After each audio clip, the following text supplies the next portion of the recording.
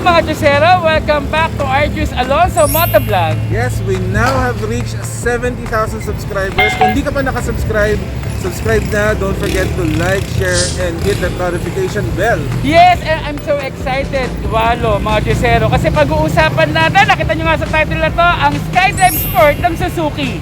Alamin natin yung presyo at ano ba yung mga unique features. Yes, updated lang to ng 2021 para sa inyo, mga Chusero. Correct. So, ano pang hinihintay natin? Pasok na tayo in 5, 4, 3, 2, 1.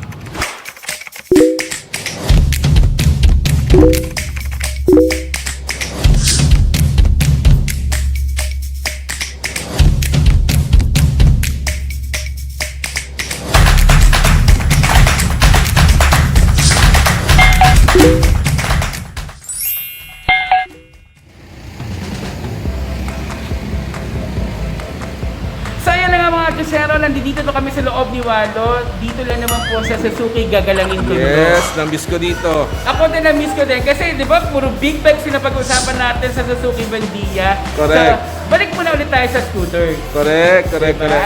At para malaman natin yan kung magkakano at kung may nagbago pa sa engine ng mga unang mga nalabas na mga scooters katulad ng Skydrive Sport. Kausapin natin si Sir Jason, ang marketing and sales po ng Suzuki gagalangin ko doon. Hello, Sir Jason. Hello, Sir Jason. Welcome back sa aming YouTube channel. Sir, 70,000 subscribers sa Congratulations.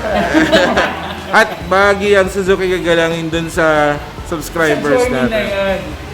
So, sir, pag-usapan natin, sir, ang Skydrive Sport. Okay. Sir, matanong ko lang, meron po bang bagong release or updated? Yung bago bang model ang Skydrive?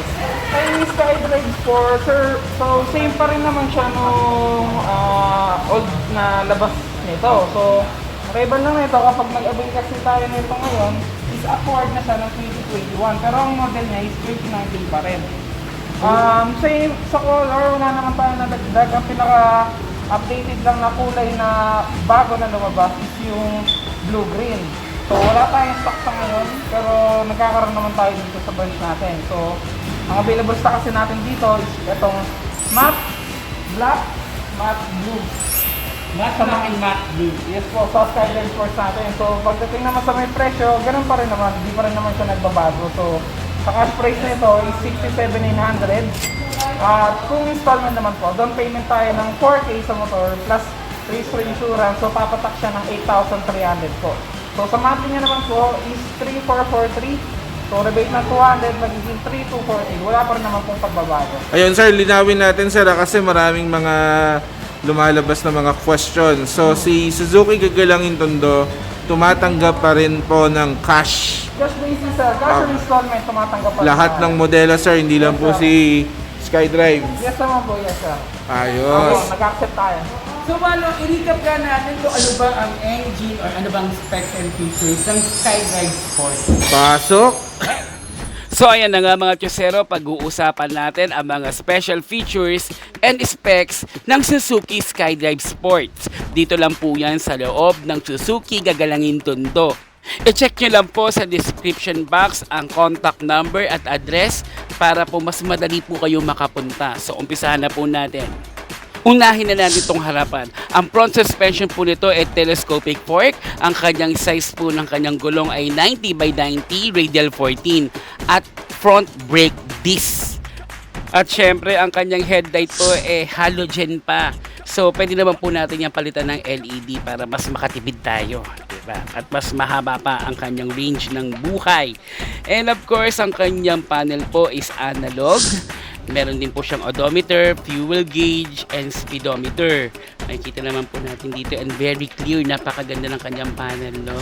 Dito sa kanyang handlebar, meron din po mga switch. So, meron pong pang high beam, meron pong pang signal, right and left, may horn. Tapos dito po sa kanan, syempre, andyan po ang push start.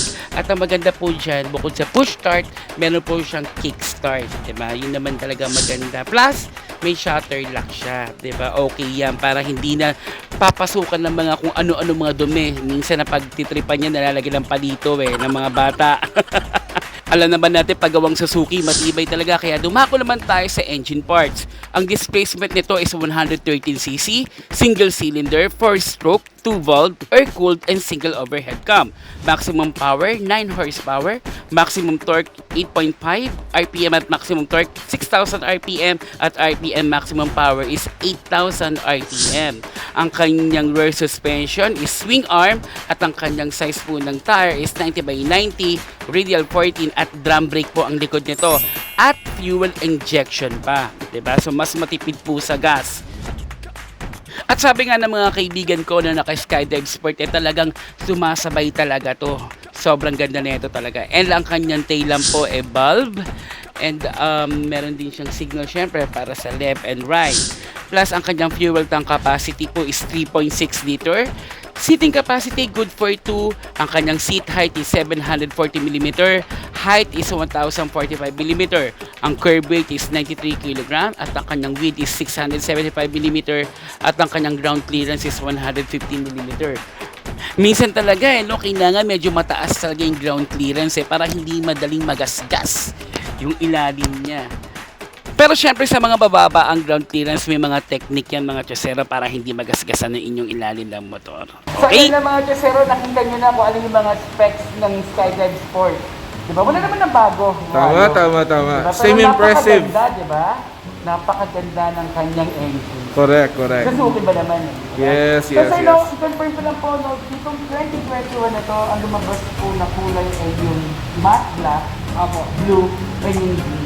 Yes po, ay yung mga latest natin na color, kasi yung mga matte edition. So, additional ko na lang din ito, year model talaga ng Skydive Force is 2019. So, if ever, kapag na-release natin siya ng 2021, awkward siya ng 2021 kasi ang lalabas na date sa CR niya is 2021. So, kailan niyo siya binili, hindi siya ma-awkward. So, 2019 model, pero awkward ng 2021. Yun, Sir Jason, maraming salamat. Sa mga interesado pong kumuha ng Suzuki SkyDrive, paano po yung ways nila to get it? So, ang branch namin is located naman sa 29621 Luna Street, Gagalangin, Tondo, Manila. So, open naman kami everyday. So, depende na lang po kapag holiday, wala kaming pasok. So, 8:30 to 5:30 ang store hour namin. Meron din kami online FB page na pwede nyo i-visit. Pwede kayo mag-message doon na ang name po is Suzuki Triesha Tondo. So, Nice. mag-message kayo doon, active naman po kami doon. Nag-entertain po kami ng mga inquiries doon. Yes, especially pandemic. So, pwede sila mag-place ng order online, magpa-reserve din, at magtanong ng mga new model. May padating bang bagong model sa 2021, sir? Sa ngayon, ang nirelease lang natin talagang bagong Skydive ngayon is yung crossover. Pero sa kulay ng Skydive Sport, wala pa naman pong binababa sa amin. Ayos. Yan, sa pag-uusapan natin, ang next vlog po natin, mga Jessero, yung crossover. Correct. Yan. So, marami pong salamat, Sir Jason, for your time. Gusto mo pa ba malaman ang mga ibang motorcycle canvassing vlog? Mga Chosero, mag-subscribe na sa aming YouTube channel, Archers Alonso, at i-hit na rin po ang notification bell. At i-click nyo na rin po ang videos para makita ang lahat ng mga motorcycle brand na ginawa namin para sa inyo, mapa-scooter man o mapa-big bikes. Kaya naman mga Chosero, what are you waiting for? Mag-subscribe na at parang nalibot mo na rin ang mga kasa dito sa Pilipinas. Thank you so much!